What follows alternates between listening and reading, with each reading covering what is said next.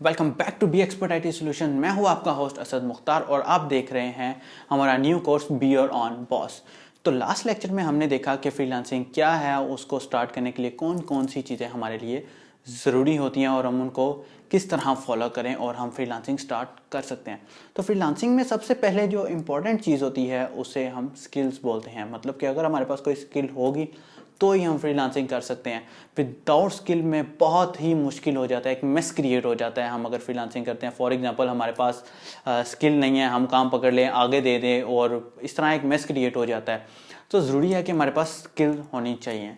ठीक है, तो सबसे पहले अगर हम देखते हैं, हम गूगल पर लिखते हैं कि इंपॉर्टेंट स्किल्स फॉर फ्रीलांसिंग, तो हमारे पास बहुत लंबी लिस्ट आ जाएगी कि फ्रीलांसिंग के लिए कौन कौन सी स्किल्स ज़रूरी हैं या कौन कौन सी स्किल्स होनी चाहिए और कैसे कैसे होना चाहिए। तो सबसे पहले हमारे पास जो स्किल्स में आ जाती है, तो सबसे पहले हमारी जो इंग्लिश है वो बहुत ज़्यादा सॉलिड होनी चाहिए, क्योंकि इंग्लिश एक इंटरनेशनल लैंग्वेज है, इसलिए बहुत ज़्यादा सॉलिड होनी चाहिए। हमारा कम्युनिकेशन लेवल जो है वो अच्छा होना चाहिए कि हम दूसरे लोगों से बात कर सकें। फॉर एग्जांपल हम पाकिस्तान में हैं या इंडिया में हैं या नेपाल में हैं, वट तो हमारी साइकी अलग है, दूसरे मुल्क के लोगों की साइकी अलग है, तो उनकी साइकिस को समझने के लिए हमें हमारा कम्युनिकेशन लेवल इस तरह का होना चाहिए कि हम उसको ट्रस्ट दिलवा सके, हाँ भाई तो हम तुम्हारा काम कर सकते हैं। वो क्लाइंट कहीं का भी हो सकता है, आपके मुल्क का हो सकता है या दूसरे मुल्क का हो सकता है, वट उसके बाद जब हमारा कम्युनिकेशन लेवल अच्छा हो और हमें हमारी जो है इंग्लिश का फ्लो अच्छा हो, क्योंकि बाज़ औक़ात क्लाइंट्स बोलते हैं कि हम आपसे कॉल पर बात करना चाहते हैं। अगर हमारा कोई बड़ा प्रोजेक्ट हमें मिल जाता है तो बाज़ औक़ात क्लाइंट्स बोलते हैं कि हम आपसे कॉल पर बात करना चाहते हैं। तो कॉल पर बात करने के लिए हम उन्हें मना तो नहीं कर सकते। अगर आप उन्हें मना करेंगे तो वो हमारे साथ तो कॉन्ट्रैक्ट ही हमारा कैंसिल कर देंगे अगर चल रहा है। तो अगर नहीं चल रहा तो हमें प्रोजेक्ट या कॉन्ट्रैक्ट हमारे साथ स्टार्ट ही नहीं करेंगे। तो ज़रूरी है हमारी इंग्लिश अच्छी होनी चाहिए। उसके बाद आ गई स्किल्स जो कि हमारी वर्किंग स्किल्स हैं। उसके बाद आगे स्किल्स, तो इसमें अगर हम गूगल पे लिखते हैं तो हमारे सामने एक बहुत सारी लंबी लिस्ट आ जाती है और उसमें से हम कुछ भी चूज़ कर सकते हैं। लेकिन ज़रूरी यह है कि मैंने पहले भी बताया था, ज़रूरी यह है कि ऐसा नहीं है कि अगर असद जो है वो वेब डेवलपमेंट करता है या एप्लीकेशन डेवलपमेंट करता है तो हम भी एप्लीकेशन डेवलपमेंट करें। ऐसा बिल्कुल नहीं करना।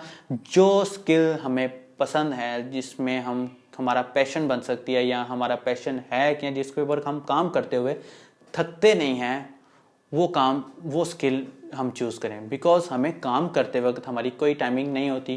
क्लाइंट हमें कभी भी मैसेज कर देता है, हमें कभी भी उसका जवाब देना पड़ता है, तो हमारी कोई वर्किंग टाइमिंग नहीं होती। मोस्टली फ्रीलांसर्स आपने देखा होगा रात के वक्त काम करते हैं, कुछ लोग दिन के वक्त काम करते हैं और कुछ तो 24 आवर्स जो है वो अवेलेबल होते हैं। मतलब कि हमने अपना रिस्पॉन्स रेट अच्छा रखने के लिए क्लाइंट को उसी वक्त जवाब देना ही देना है उसके मैसेज पर।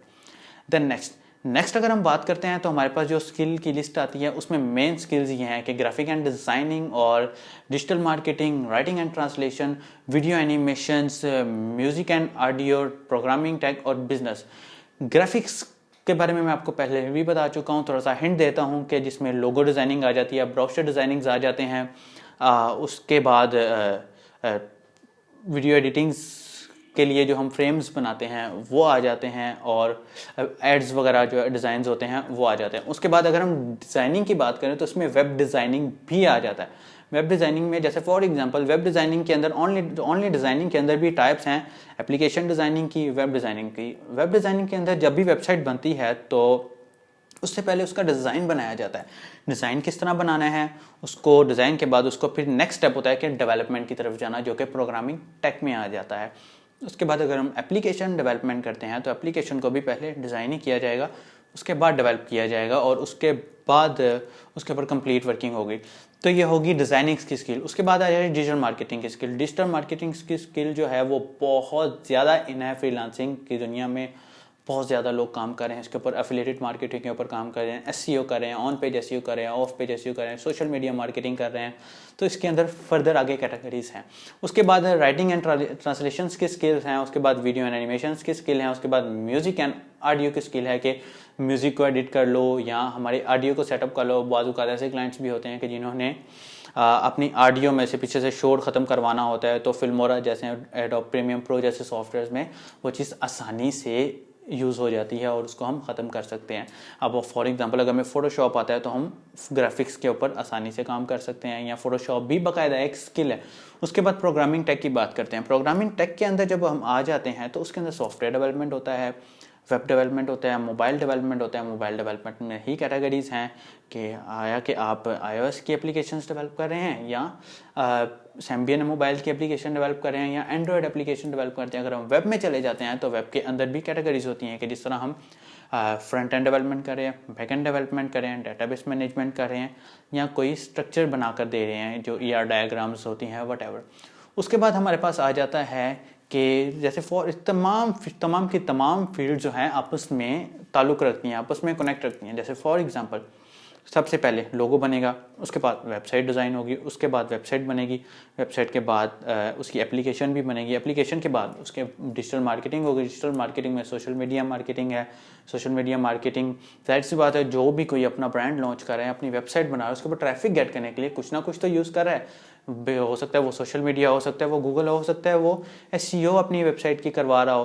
तो ये कंप्लीट स्किल्स जो है वो एक ही जो दायरे में आ जाती हैं, जिनमें से हमें अगर एक भी स्किल आता है हम उसमें एक्सपर्ट हैं, अगर एक्सपर्ट नहीं है, अगर हम बिगनर भी हैं, फिर भी हम अपना काम स्टार्ट कर सकते हैं।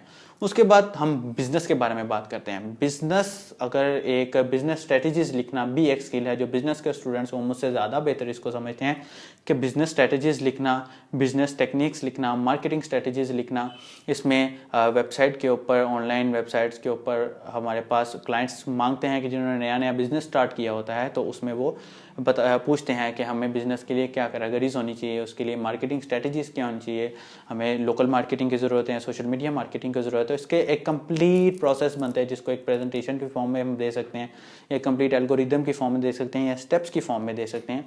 तो ये कंप्लीट चीज़ें एक ही स्किल में शामिल आ जाती हैं जिसे बिज़नेस स्किल्स कहते हैं। तो इनमें से कोई भी स्किल अगर हमारे पास हो तो हम फ्रीलांसिंग स्टार्ट कर सकते हैं। मैं फिर से बता रहा हूँ कि ज़रूरी नहीं है कि हम स्टार्ट करें कि हम बहुत ज़्यादा एक्सपर्ट हो जाए, नहीं, बिल्कुल आपको माइनर सी चीज़ें आती हैं। अगर आप बिगिनर हैं, आप एक चीज़ छोटी सी डिलीवर कर सकते हैं, फिर भी हम स्टार्ट कर सकते हैं।